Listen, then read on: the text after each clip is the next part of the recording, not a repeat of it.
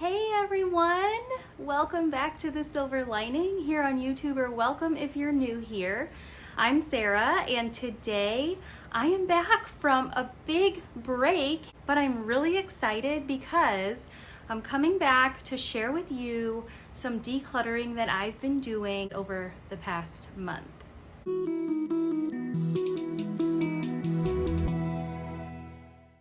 I'm excited to share with you some progress that I've made over the past month, but I'm also excited to be partnering with my friend Joy during this video. She hosts a collab each month. It's an open collab, and she gathers whoever wants to participate at the end of the month to share our decluttering progress. So be sure and check out Joy's channel. It is Organized with Joy. It'll be linked in the description box below, as well as the playlist, so that you can check that out when you're done here. So I bet you're wondering what I've been up to, and if you're not, I'm gonna share it anyway. During the months of June and July, I kind of have taken a step back from social media, especially YouTube, because the process is very time consuming and I really wanted to enjoy the time that my girls have off of school. And we have completely immersed ourselves in summer break and summer activities, and we've been having a lot of fun. Something that has been on my mind to do here on my channel is share a Christmas in July challenge. And I went back and forth and toyed with the idea because I didn't really want to put a lot of time and energy into it because of the break that I was taking and the time that I was getting to spend with my kids. So I have compiled a few videos that I want to share with you now. And the challenge that I created for myself is actually the 10 days of decluttering Christmas in July. And I piggybacked the idea off of my friend Jen. Her channel is Happily Organized Chaos. She did 10 days of decluttering or 12 days of decluttering at Christmas time, and I piggybacked off of that, and I wanted to create something in July. Well, fast forward to July, I was like not in the mindset to film and edit and declutter. So I went through what I had compiled then, the 10 days, and I think I got through 4 or 5 of the days and got some pretty good decluttering done. So let me share that with you. Let me just preface by saying that whenever I have a decluttering project coming up, I always make an appointment at my local resale shop where I have a consignment account. And that way I have an end date and I can just put all of the things that I declutter and that I want to move out of my house either someplace to be donated or in my car to take to the consignment shop. So this time was no different, and I actually started my first day of Christmas in July with a clothing declutter. And when I reached out to my local consignment shop, I actually found out that starting at the beginning of August, they'll be taking like fall and winter clothing. So I did go through all of my clothes, spring, summer, fall, and winter, and the things that I knew that I hadn't worn this season, I just moved to the back of my closet, and the fall and winter items is what I pulled out to take to the resale shop when my appointment comes around the first week of August. On the second day of Christmas in July, I decluttered books, and this was a pretty easy process. We don't keep a ton of books because we like to visit our local library, and for the most part, if I'm gonna really read a book, I like to listen to it on audiobook.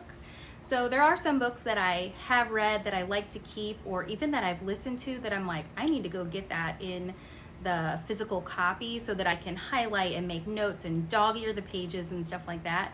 But in this particular instance, I checked in with our kids' books, which are in 2 different places in the house, one in my daughter's room and one in the basement, where we have several different kids' books. So I kind of touched all of those to see if there was anything I could get rid of. And then I also checked in with my books and my husband's books, which are mostly kept down here in the basement on this shelf over here. And there was really only one that I wanted to get rid of, and it was one that I have already read. I probably won't read it again. It's not one that I really made notes in or anything. It was a good book, but the other books for the most part are ones that I want to keep, or they're my husband's, so I'm not getting rid of any of the others. Day 3 of Christmas in July was paper declutter. I just don't like paper clutter. So there are certain places in my house where I obviously have to keep paperwork, but I do try to keep it filed or at least in a system that makes sense. And so on this day, what I did was take out our recycling, which was overflowing, and I loaded it in my car and took it straight to the recycling bin. And that way, that day was done and done. Day 4 of Christmas in July was the basement. And I don't know about you, but the basement is not going to take me only one day. That is probably a project that I need to take on maybe in a series in my Tiny Tidies like my friend Natasha is doing. And she is doing a basement shelf declutter organize. She's made it into a series and it is very motivating. The process of one box at a time and the progress that you make over time is really, really cool to be able to go back and watch. So if that's something that you're interested in, maybe stick around, hit that like button, subscribe. That might be something that you see coming up on my channel inspired by my friend Natasha.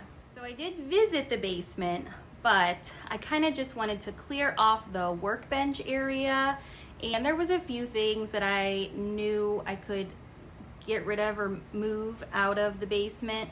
So that's kind of where I went with it, but it was very minimal. However, I have a long way to go in the basement, but having that little bit of progress made does make it a little bit more motivating to go down there.